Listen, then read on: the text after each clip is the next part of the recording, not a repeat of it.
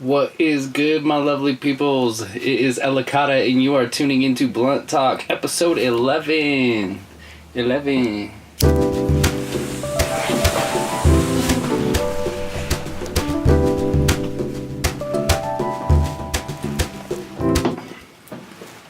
Alright, so how y'all doing tonight? It is later on in the evening. Normally I do these during the day, but figured I would go ahead and do a night one tonight. I'm gonna sit back here and smoke a little bleeze with y'all.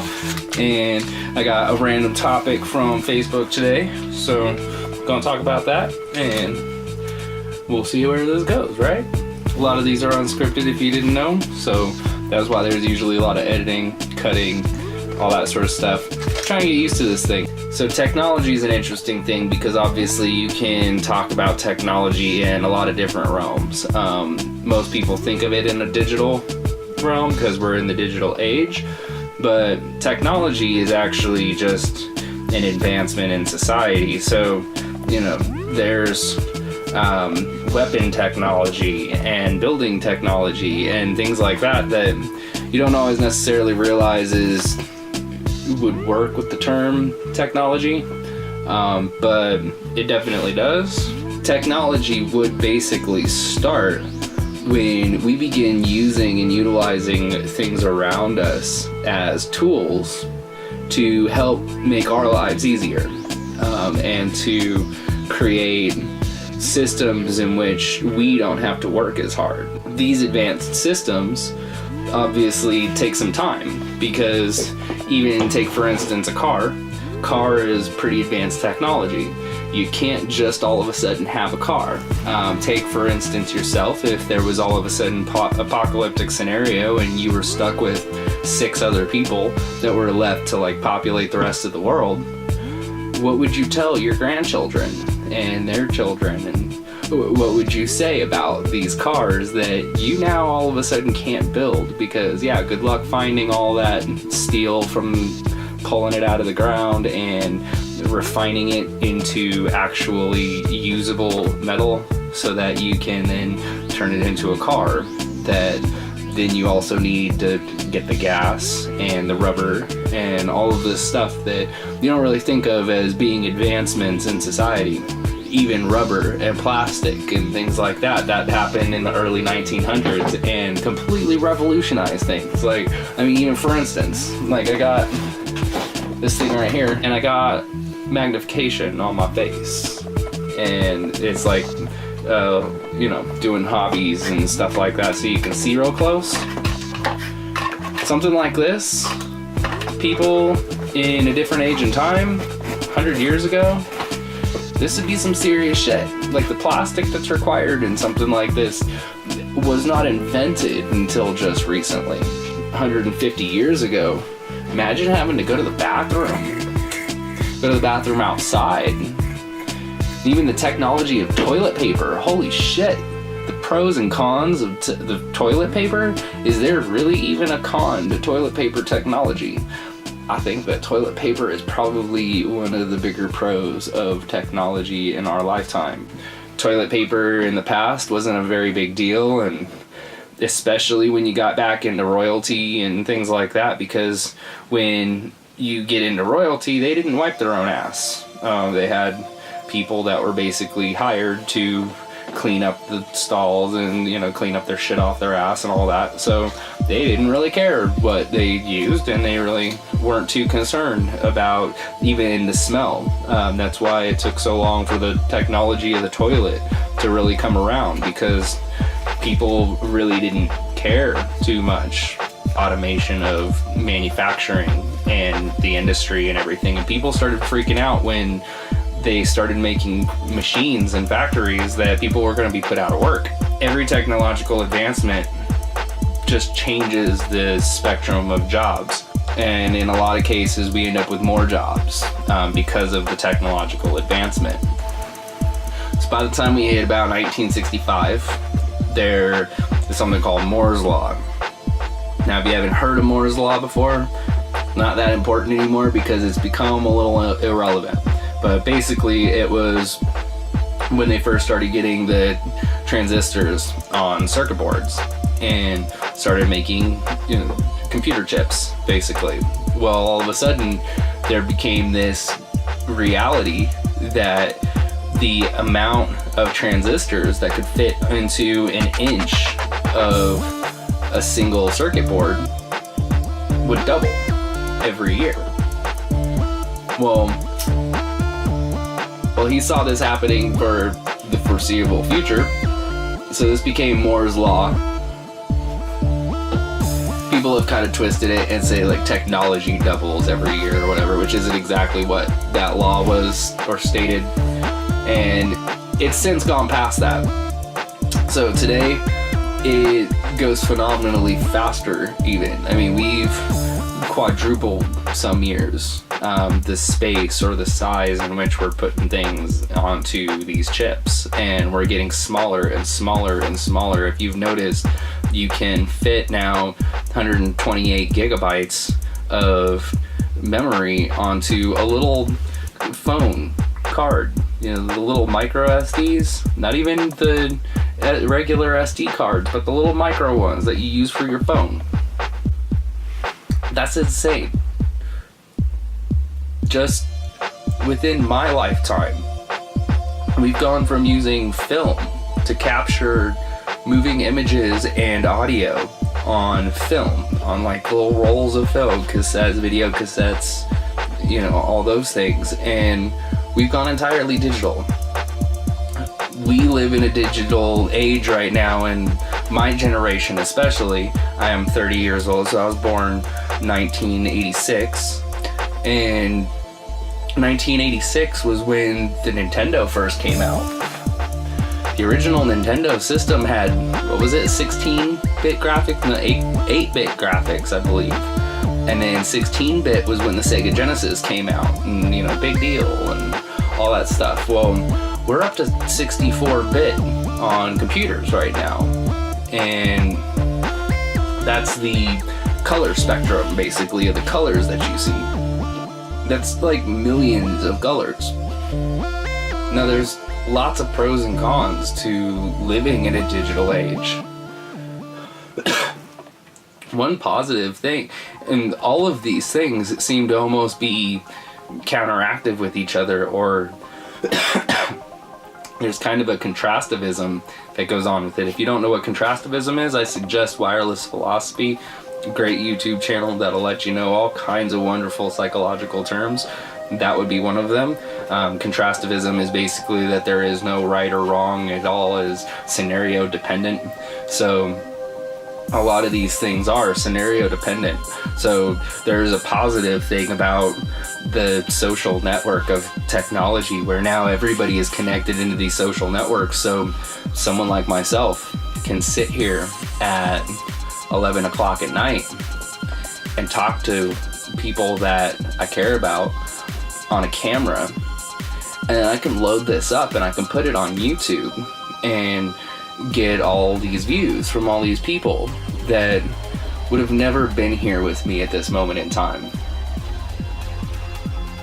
And even had I recorded it 20 years ago and had it on a video cassette or anything, you guys would have probably never saw it. I had lots of videos from back then that nobody saw and nobody sees. They're all long since gone, lost in storage and such, but there's something to the fact that we can all connect like this. But that can also be a bad thing, because what happens when you get so connected to everybody? They have situations like, for instance, what happened to me the other day. It was about 4 days ago. I had 2 days where literally nothing that I posted got likes, even from my family, anything, which I later found out, and I'm like asking around, and I kind of thought it was weird. Nobody was even seeing my posts. It's not that they were like just not liking them and that I'm actually not liked or anything. It's that nobody legitimately was seeing my posts. They're not showing up on the feed.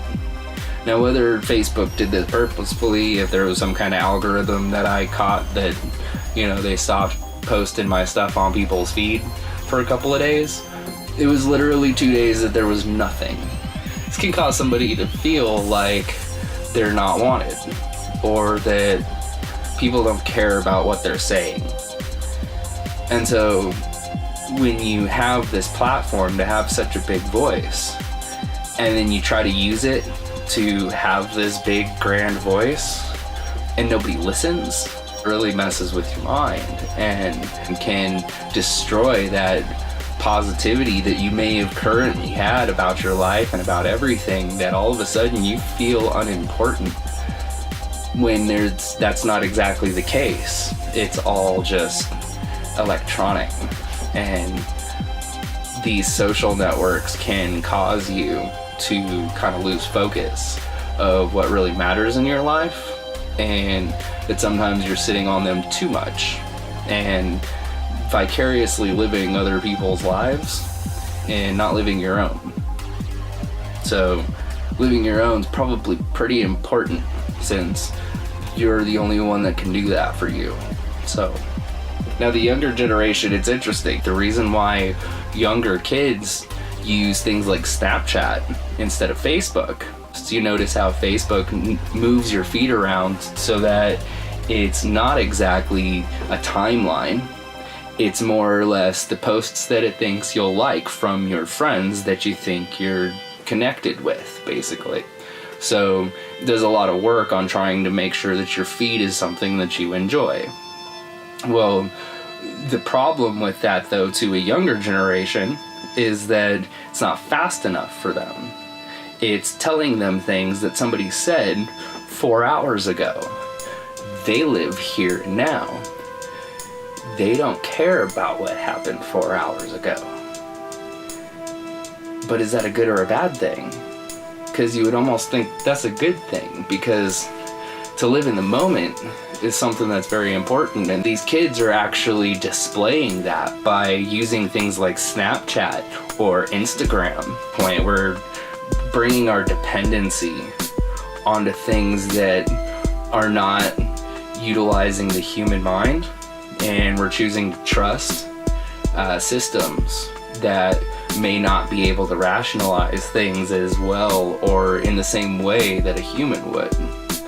And we could bring in morality right there, because that's the main problem, is do these technological devices have the capability of breaking past our morale and doing things against our will?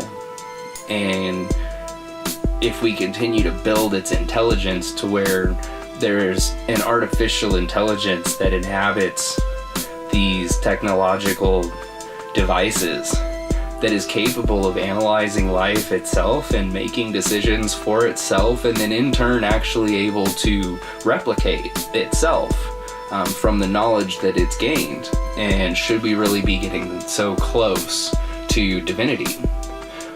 But some would argue that that's where we're headed, is divinity.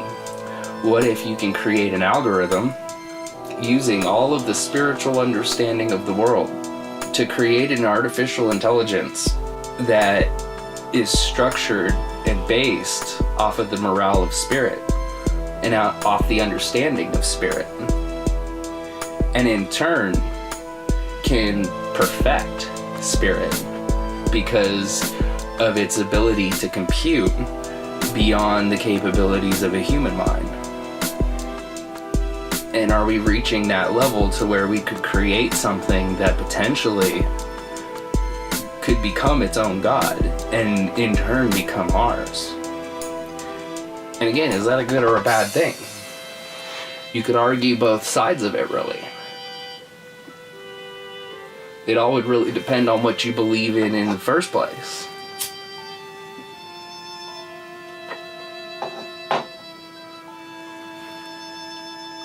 Personally, I'm telluric.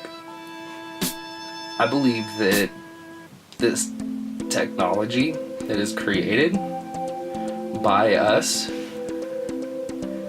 is a part of a mixed structure of both light and dark. Technology is not inherently light or dark. It is not inherently evil or good or anything. It's what we create it to be, because we are the creators of this new creation. We are playing God right now. And in playing God, we need to make correct choices. We need to make sure that we are doing things on a proper scale. We can choose to create our own God in a technological way, create immortality in a technological way, to where technological advancement of robotics and biotechnology, basically, where, things in the body, to create a hybrid structure to where our minds live forever and our bodies live forever because of the technological advancements that we've made.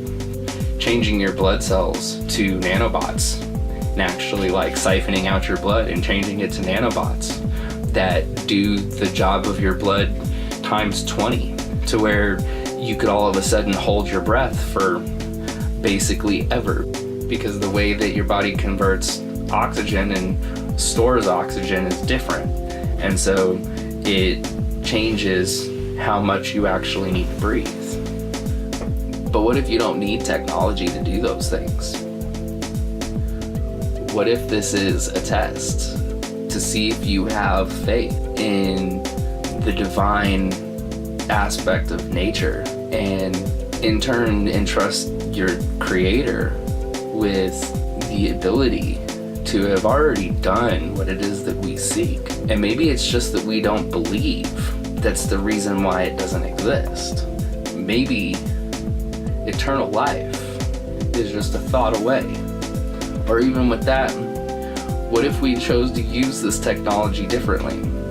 With the way that we have advanced LED technology and atmosphere technology, where basically we can create our own bio environments inside of pods. We can build skyscraper farms that feed the world. We don't have to starve anymore. We can build all of the necessary things to create fully self-sustaining cities where nobody has to work. Everything is done by robotics and by technology. They're already building cities like this, and they're testing them out. We do have the ability to go to this. We just have to make the choice. We all have to come together. We need to stop fighting in the streets. People stop having power when you stop listening to them. Quit listening to them. We need to find a way that we can all peacefully do this. I'm not 100% sure it's possible, but I'd like to believe it is. And I believe Telluric has something to do with what could help. I'm not asking people to join my group or something, but it's not really a group either, and it's just an understanding of something that we all are. It trumps everything else. Race, religion, creed, family, everything. We're all Telluric. We're all of the earth. And whether you want to believe in a creator or not, or anything, you do agree we are all on earth, right? So let's all figure out how to do this together. We may not all agree, but I think we can all agree that we all want to live in peace. And we all want to be able to go back home to our families every night. And there's a lot of people that don't get to do that, or don't get to say that. And we should make sure we could fix that. So let's all do that, right? I want to thank you guys so much for putting up with me, because I really do love doing this, and I love telling you guys what I think. And I hope that we can get more people and more people. We can all really start doing something and really impact the world, because I think we all have the capability, and I know you guys watching all have cool stuff that you do, and I want you to share it with me, because I want you to be involved in this, and I want you to grow with me, and let's do it, yeah? So thank you very much for tuning into Blunt Talk, episode 11. And thank you for watching ElikattaTV. You guys have a wonderful night.